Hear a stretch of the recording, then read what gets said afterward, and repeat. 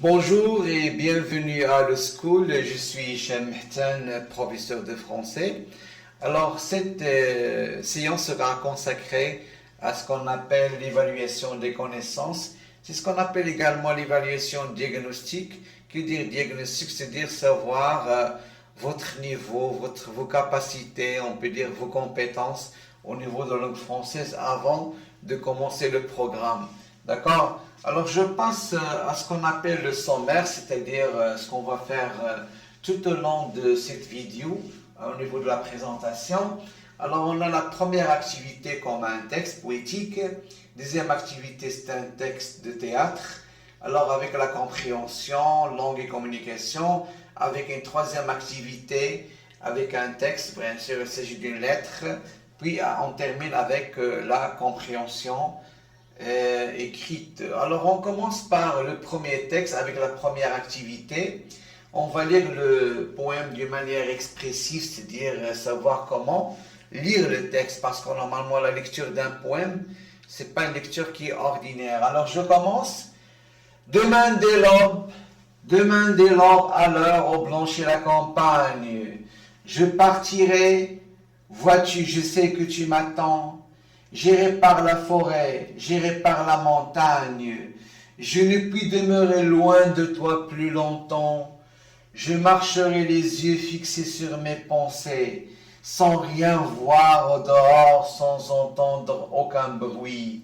Seul, inconnu, le dos courbé, les mains croisées, triste, et le jour pour moi sera comme la nuit. Je ne regarderai ni l'or du soir qui tombe, ni les voiles au loin descendant vers Harfleur. Et quand j'arriverai, je mettrai sur ta tombe un bouquet de houx, vert et de bruyère en fleurs. Alors c'est un poème, bien sûr, de Victor Hugo. C'est un auteur très connu. Alors le texte est extrait de son recueil, Les Contemplations, c'est-à-dire contempler, c'est réfléchir, c'est concevoir et ainsi de suite. Alors, l'essentiel vraiment dans ce texte, c'est savoir comment lire un poème. La lecture d'un poème, c'est pas une lecture, comme je viens de le souligner, ordinaire, mais c'est une lecture qui doit être vraiment expressive, avec une certaine sonorité, avec une certaine... On a de la musique ici, on a vraiment la musicalité dans le texte. Passons à la deuxième activité.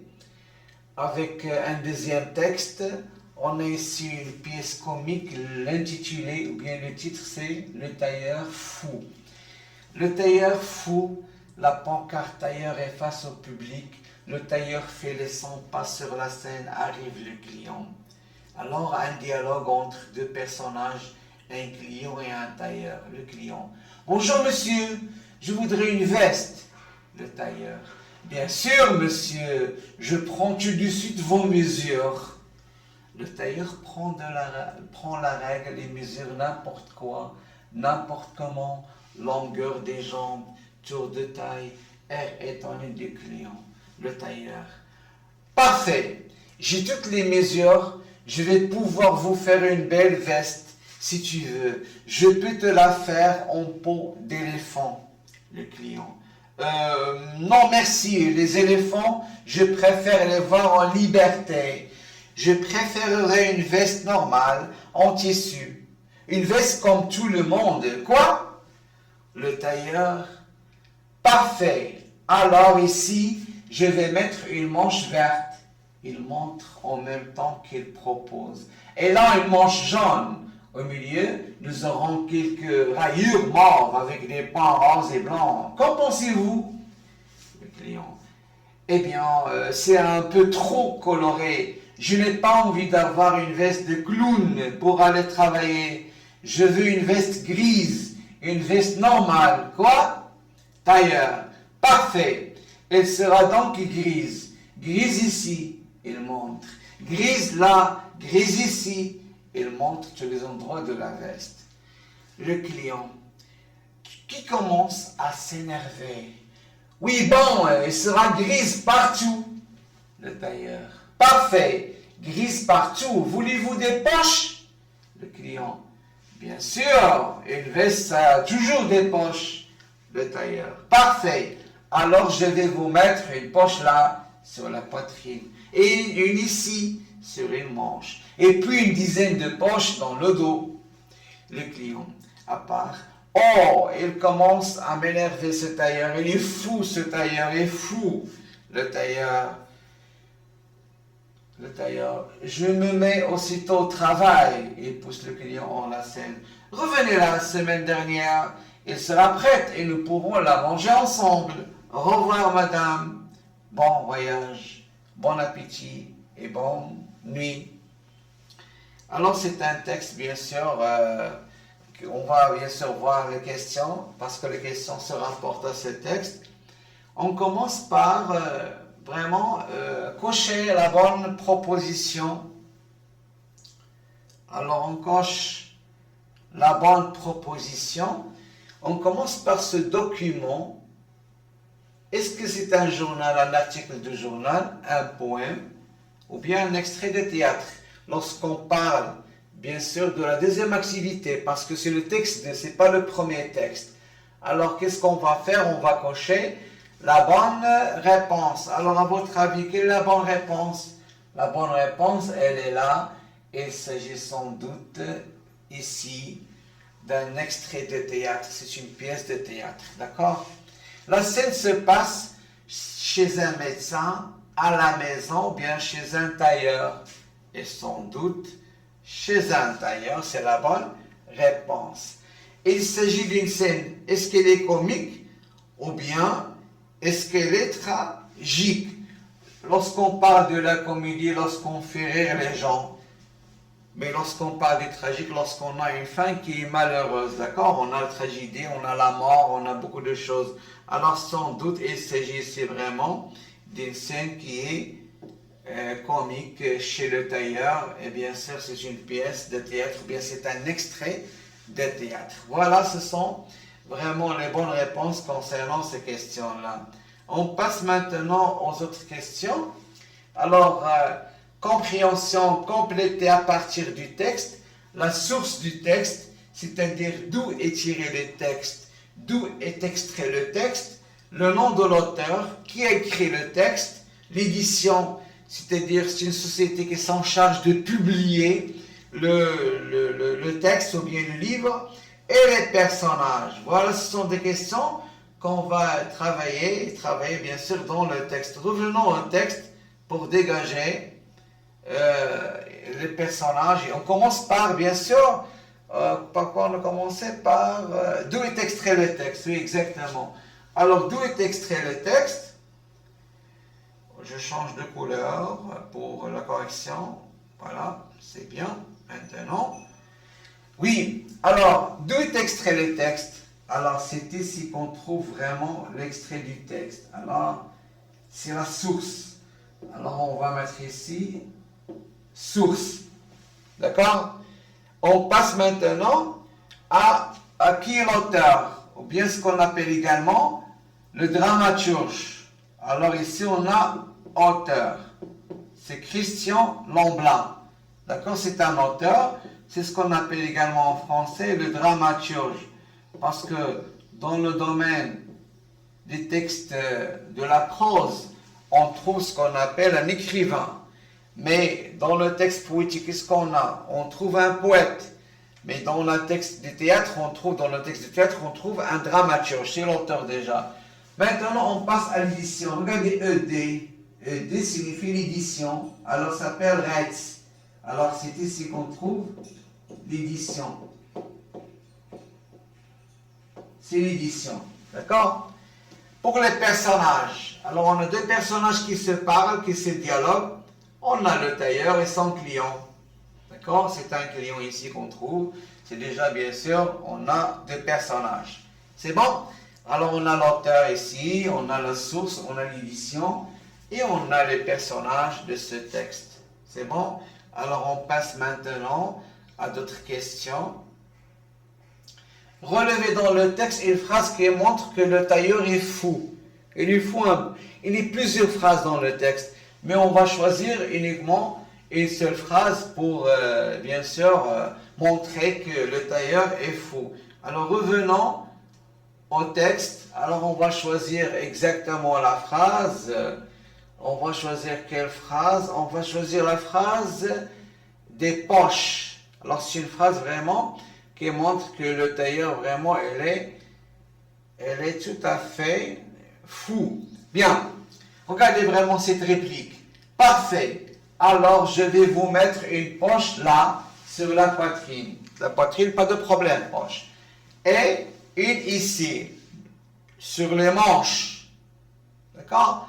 Vraiment sur les manches, c'est impossible. Alors ici, on a une phrase qui montre que vraiment ce tailleur est fou. Il y a également, et puis une dizaine, et surtout vraiment cette phrase. Est-ce qu'on peut trouver des poches dans le dos d'une veste? Non. Il montre vraiment que ce tailleur, il est fou. C'est un fou vraiment, parce que normalement, on ne peut pas mettre des poches sur une manche ou bien exactement dans le dos. Ici, dans le dos, est-ce qu'on peut mettre des poches? C'est impossible. D'accord? Alors, on peut dire déjà, on a cette phrase qui montre que le tailleur, vraiment, c'est un fou. Alors, passons à d'autres questions. Relevez dans le texte une phrase où le tailleur propose quelque chose au client. Alors, une proposition. Il propose quelque chose au client. Alors, la proposition qu'on trouve déjà exactement des phrases. Alors, prenons cette phrase-là. Voulez-vous des poches? Alors, déjà, on a la version de sujet. Bien, attends. On va voir. On continue vraiment à voir d'autres phrases si vous voulez. Voilà. Ici, on a une proposition. Ici, c'est mieux de mettre cette phrase-là. Parfait.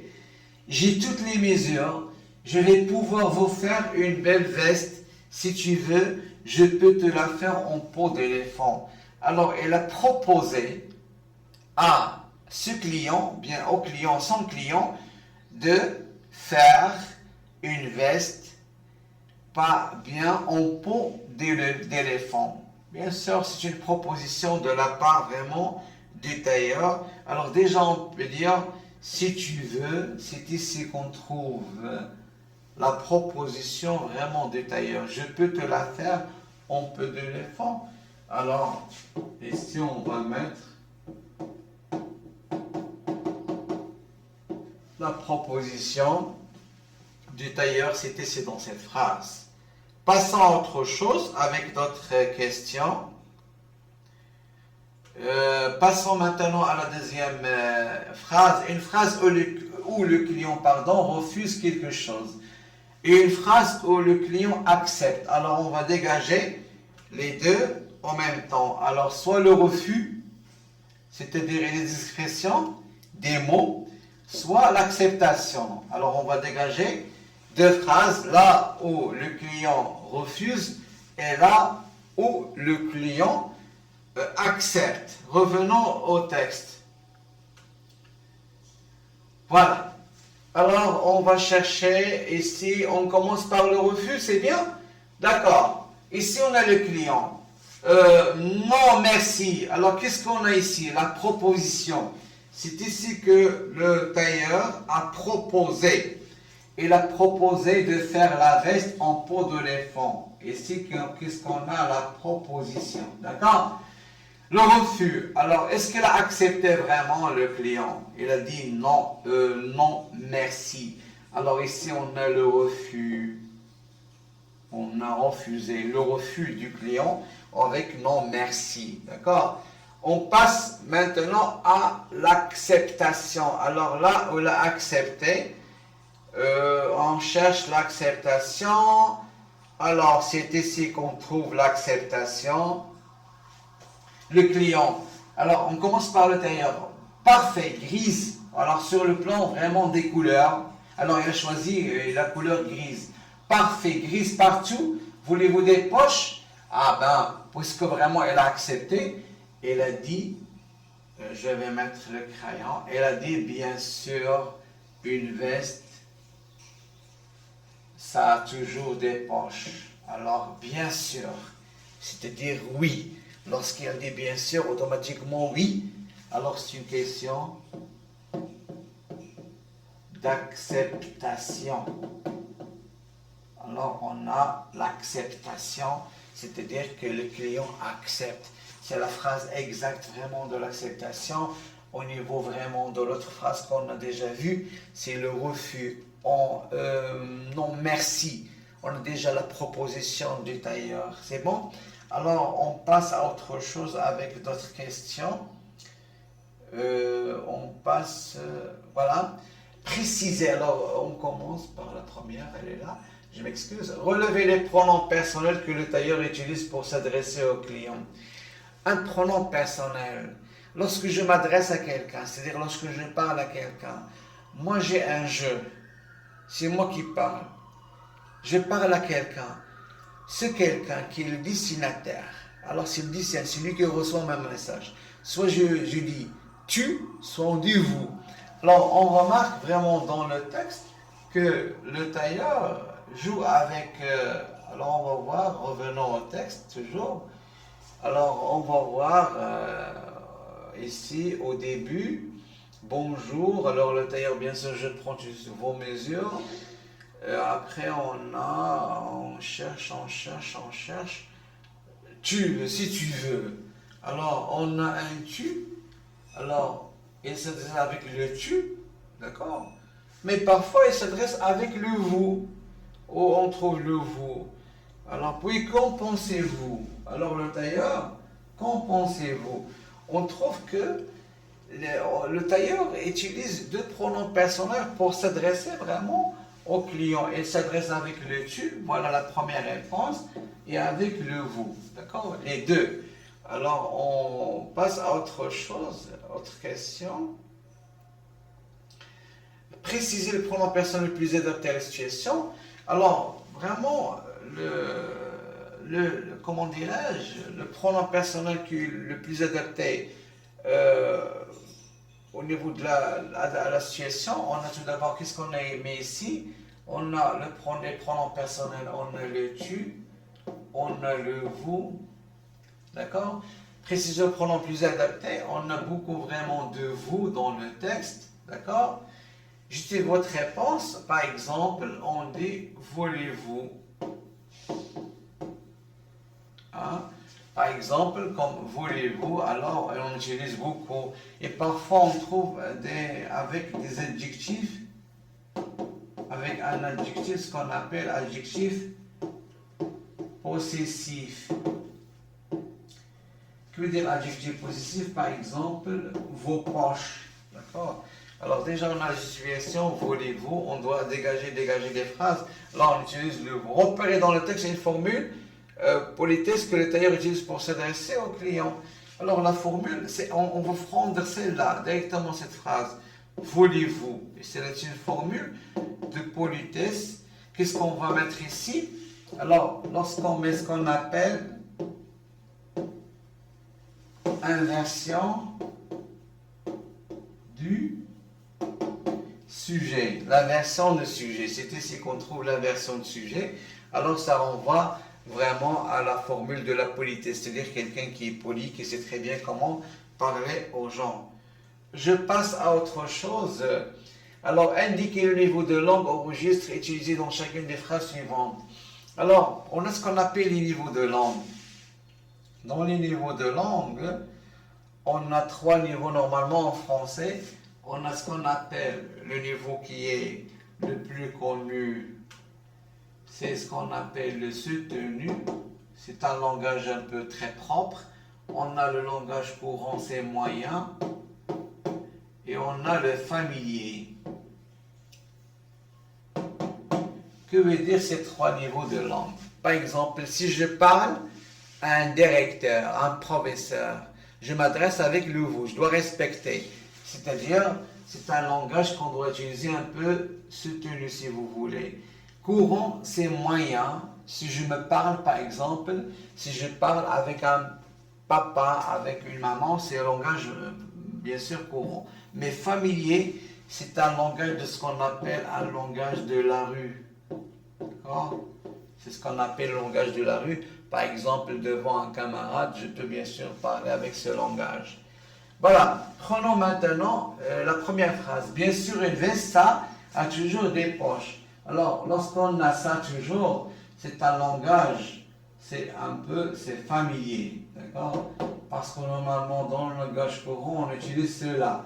Mais ça, on l'utilise vraiment avec le langage familier. Bonjour monsieur, je voudrais une veste. Déjà, monsieur, on respecte quelqu'un.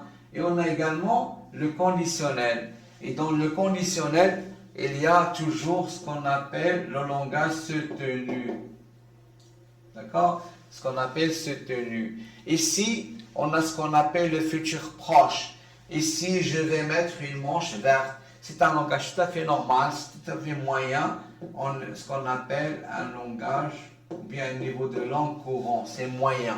D'accord? C'est ce qu'on appelle les niveaux de langue ou bien les registres de langue.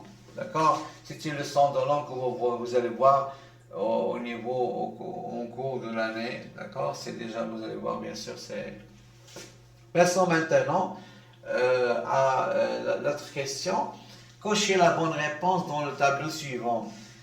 C'est un peu trop coloré, je n'ai pas envie d'avoir une veste de clown. Que dire un jugement favorable, jugement défavorable? Par exemple, si j'ai devant moi une voiture que j'ai aimé beaucoup, d'accord? Si je suis vraiment passionné, Mercedes par exemple, on dit, oh, quelle belle voiture. Alors comment le jugement? Elle est favorable, c'est-à-dire elle est positive. On peut dire elle est positive, d'accord? Alors, elle est positive. Alors, avec plus, on peut dire, déjà, ici on trouve plus, quelque chose qui est bien. Mais le contraire, on dit, par exemple, c'est mauvais. Non, je n'aime pas, c'est mauvais. C'est quelque chose vraiment qui ne me plaît pas. Alors, c'est un peu trop coloré, je n'ai pas envie. Je n'ai pas envie, c'est-à-dire je n'aimais pas. Alors, automatiquement, on peut dire ici vraiment, c'est un jugement défavorable dans cette phrase. Votre veste est superbe, Alors c'est plus. Alors vraiment c'est un jugement qui est favorable. D'accord? Voilà, c'est la réponse concernant cette phrase. On passe à autre chose. Maintenant, on passe un petit peu à la conjugaison.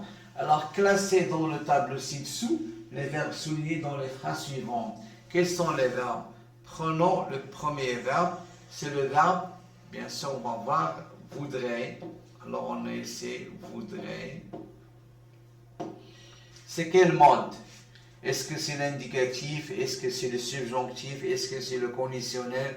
Est-ce que c'est l'infinitif? Est-ce que c'est l'impératif? Alors ici, bien sûr, on trouve le conditionnel parce qu'on est ici, on a le conditionnel présent. D'accord? Quel est son infinitif? C'est le verbe vouloir. C'est le verbe vouloir. C'est quel groupe? C'est le troisième groupe. Parce que les verbes du troisième groupe sont des verbes qui sont irréguliers. Passons maintenant au pouvoir. Je vais pouvoir vous faire une belle veste. Alors, ici, on trouve le verbe pouvoir comme verbe. Quel est le mode? Le mode, c'est infinitif. Et dans l'infinitif, on trouve infinitif. Je m'excuse, je dois effacer.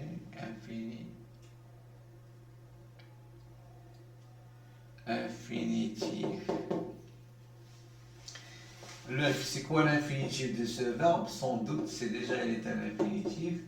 Également, c'est un verbe du troisième groupe. C'est la même chose que le verbe vouloir. Revenez, revenez, revenez. Alors, j'écris le verbe, il est là. Revenez. C'est quel mode? Revenez vraiment, c'est l'ordre. Alors, c'est tout simplement, c'est l'impératif. C'est quel verbe? Son infinitif, c'est le verbe revenir. Revenir également, c'est un verbe du troisième groupe. Maintenant, on passe à soit. Je veux que ma veste soit jolie. On écrit le verbe soit. Alors, c'est quel temps? On a ici le subjonctif présent. Alors, le mode, c'est le subjonctif. Hmm? L'infinitif, c'est quel verbe? Sans doute, c'est le verbe être. C'est un verbe qui renvoie à des verbes qui sont au troisième groupe parce qu'ils changent, son radical change. Alors, on a les verbes du premier groupe, par exemple, marcher, chanter, danser avec ER. Des verbes du deuxième groupe, comme le verbe finir, choisir, réfléchir, blanchir, rougir, et ainsi de suite, qui se conjugue bien sûr lorsqu'on dit je rougis, tu rougis, il rougit, nous rougissons, avec des S, première personne du pluriel, deuxième personne du pluriel et troisième personne du pluriel. Voilà, c'est la réponse, bien sûr, concernant cet exercice qui se rapporte à la conjugaison. On passe à autre chose. On passe à l'activité numéro 3. Ici, bien sûr, on a une lettre. Alors, Paris, le 5 mai 2009. Chère maman, je t'embrasse très fort. Tu me manques beaucoup. J'ai hâte de te voir. Ici, je suis bien installé dans un petit appartement proche de mon école. Son loyer est un peu cher, mais il me fait gagner l'argent du transport et beaucoup de temps. Je vais venir au Maroc pendant les vacances prochaines dans 22 jours. En attendant, je t'embrasse très fort. Passe mon bonjour chaleureux à mon père et à ma sœur. Alors, qui a écrit ce texte? Sans doute, c'est Touhami. D'accord? C'est Touhami qui a écrit le texte. Qui a écrit ce texte, bien sûr, c'est une lettre. Passons maintenant aux questions. Alors, information correspondante. Alors, paramètres situationnels. On a quelqu'un qui a écrit, à qui il a écrit, quand, où est-il écrit, de quoi parle-t-il? Alors, qu'est-ce qu'on peut dire ici? Qu'est-ce qu'on peut dire? Alors, la première des choses, on va mettre qui écrit, c'est Touhami. C'est lui, bien sûr, Touhami. Justification, c'est, on peut dire, la justification, le destinataire. Le destinataire, ou bien l'émetteur, c'est lui qui écrit une lettre. À qui écrit la lettre? À sa maman. Alors, chère maman, à sa maman. Sa maman, c'est qui? C'est déjà, on a la destinataire. On va mettre, c'est mieux, on va mettre autre, si vous, je m'excuse, je reprends bien sûr l'écriture. Alors, qui a écrit la lettre, c'est Touhami. On peut dire la justification, c'est le destinateur, bien l'émetteur.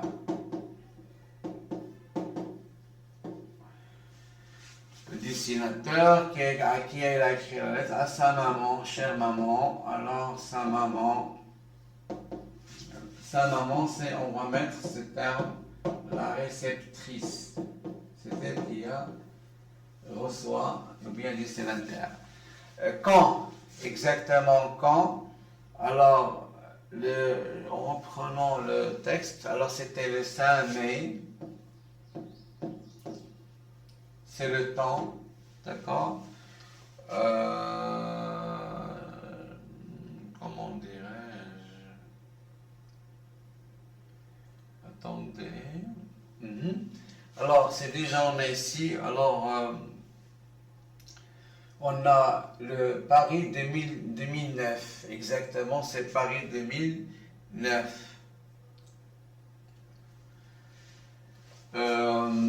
Paris 2009, alors qui écrit le texte, c'est Touhami. Alors qu'est-ce qu'on a dit? C'est le destinateur. À sa maman.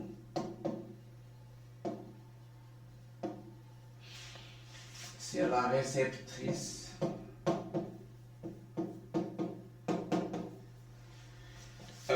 Quand? Le 5 mai 2009.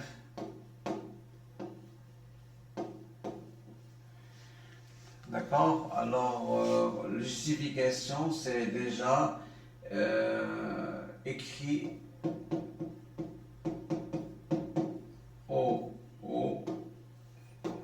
est écrit en haut, bien sûr, de la lettre. Où est-il? Il est à Paris. Alors, l'endroit où il se trouve, le personnage, d'accord? De quoi parle-t-il? D'accord? Il parle de quoi? Il parle de ses nouvelles.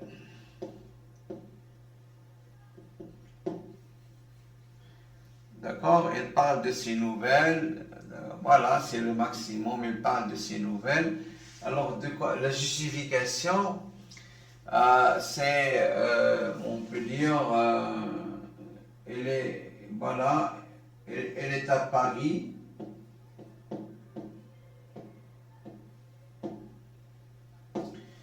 Elle est à Paris. Alors, regardez bien ici, si vous voulez bien de noter un peu. Alors, je parle vraiment de notre justification du texte parce que si je reviens, le texte ça s'efface. Alors, on prend. Qui écrit le texte? C'est Touhami, c'est le dessinateur. À qui a-t-il écrit? À sa maman, la réceptrice. Quand 5 mai 2009, exactement, écrit en haut. Où est-il? Il est à Paris, l'endroit où il se trouve. De quoi parle-t-il? De ses nouvelles, d'accord? Elle est à Paris. On va prendre une autre justification dans le texte. Alors, quelles sont ces nouvelles comme justification? Son loyer est un peu, par exemple, prenons cette phrase, son loyer est un peu cher, d'accord? Il va venir au Maroc pendant les vacances, d'accord? Ce sont ces nouvelles, d'accord? Ce qu'on appelle ces nouvelles, c'est une justification concernant bien sûr ce tableau. Voilà. Alors qu'est-ce qu'on a dit? Qui a écrit le texte? C'est Touhami. À qui? À sa maman. Quand? Le 5 mai 2009. Où? À Paris. De quoi parle-t-il de ces nouvelles? Elles sont là. Alors on a déjà rempli bien sûr le tableau. Voilà. Passons à autre chose, autre question. À qui renvoie ici dans le texte? Alors, à qui renvoie ici dans le texte? Alors, ici, elle est là. Ici, renvoie. Ici, sans doute, parce que déjà, elle renvoie à Paris. Ici, c'est un adverbe de lieu, d'accord? Parce que ici, je suis bien installé. Exactement à Paris, c'est où? Exactement, c'est où? Alors, ici, on a une ICC. À quelle date correspond le début des vacances? Alors, je vais expliquer. Alors, on va mettre ici. C'est Paris. Alors, puisque on a le 5 mai 2009, alors il a dit dans 20 jours, il sera au Maroc, d'accord? Bien, il serait, c'est le conditionnel. Alors ici, puisqu'on a 5 plus 22, ça nous donne combien? C'est-à-dire la date exacte qu'il soit au Maroc. Alors le début des vacances, c'est 27, bien sûr, mais parce qu'on doit additionner 5 plus 20 jours. Alors 5, il a écrit la lettre, et 22 jours, il reste bien sûr pour les vacances, le début des vacances. Quelle est la formule d'appel utilisée dans cette lettre? La formule d'appel, c'est la première formule, chère maman. Bon, lorsque commence par vraiment quelqu'un, on utilise par exemple cher papa, cher ami, chère maman, ce qu'on appelle la formule d'appel. D'accord? Voilà, ce sont des réponses concernant ces questions. Maintenant, on passe à la compréhension. Toujours avec la compréhension. Parmi les mots de la liste suivante, soulignez ceux qui appartiennent au thème de l'environnement. L'environnement, c'est déjà, on parle de la nature, on parle vraiment de l'écologie. Alors, qu'est-ce qu'on va faire? On va souligner, si vous voulez, les mots, bien ce qu'on appelle le champ lexical de l'environnement. L'écosystème, oui, ça appartient à l'environnement, d'accord? Oui, c'est oui. Entourage, non. Parce que normalement, on peut dire entourage, ça envoie à la famille, ça envoie au quartier. Mais lorsqu'on parle, par exemple, de l'environnement, le mot environnement, c'est le plus convenable. Parenté, non, ça revient aux parents. Il n'y a pas de relation. Il n'y a pas de relation avec l'environnement. Écotourisme, oui. Ça vient de éco. Éco, c'est l'écologie. C'est la science qui s'intéresse à la nature, à, bien sûr, l'environnement en général. Tourisme, ça renvoie, c'est la même chose. Immédiat, non. Flore, oui, parce que flore signifie plante. D'accord? Et puisqu'on a des plantes et des arbres et ainsi de suite, ça renvoie à l'environnement. Alors c'est juste, c'est un mot exact. Alors on trouve changement climatique, oui, c'est ce qu'on trouve actuellement. Le changement climatique, c'est l'environnement. Énergie propre, oui, c'est l'environnement. Maison, non. Écologie, oui, parce que l'écologie, c'est la science qui étudie l'environnement, bien qu'il s'intéresse à l'environnement. Alors on trouve ici oui, ici oui, ici oui, ici oui, ici bien sûr oui, et ici oui. Voilà, voilà concernant vraiment des mots qui appartiennent à l'environnement. Voilà, c'est le maximum concernant cette vidéo. On a présenté la première évaluation, ce qu'on appelle l'évaluation diagnostique, et on se verra avec d'autres vidéos, bien sûr, pour expliquer le maximum concernant le programme. Merci de votre attention et à la prochaine.